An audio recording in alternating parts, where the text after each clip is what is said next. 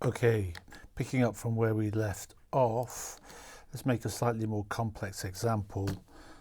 And what we'll do now is use a new sound file player that I've made called usss.nchanplay. Again, it has a name, my N.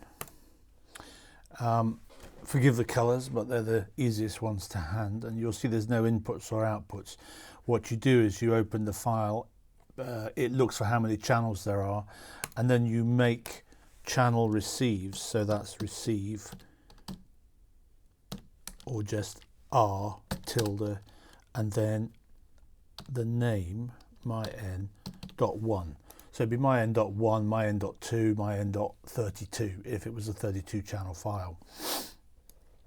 And so you line these up, and well, just to show you that this probably works, or hopefully works, we'll do my N dot 2 for the left channel, and I can put these two straight into here, and then we can open a file, go back to here, selected sound, speech, and I can play. Let's just make sure this works. For even if they sell and stop. If I want to loop, I have to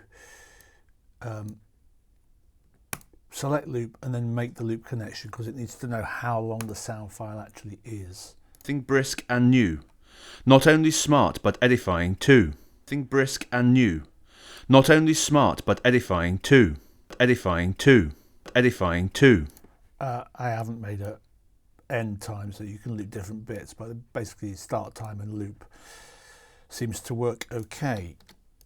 So that works for multi-channel sounds, which is quite neat. So, and then if you then load into the same patch a stereo file, it'll only come out of these two. If you then load an 8-channel file, it'll come out of my N.1, my N.2, my N.3 to my N.8. So it saves you having different objects for different sizes of channel count. If we send this to something like a colourful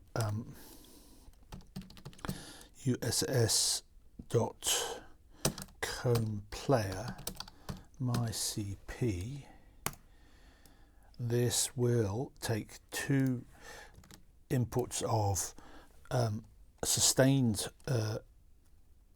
of some MIDI, and again this is, I need to deal with this. Oh, there it is, help file.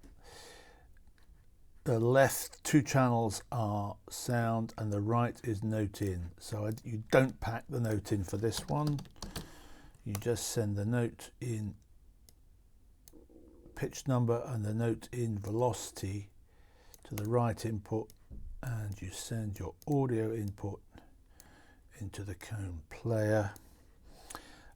If you want to split out the output of your affected sound with your original sound, I now have usss.addOriginal AD1, which means you can also just send this out here, and you've got another copy that with volume control, so you can compare and contrast.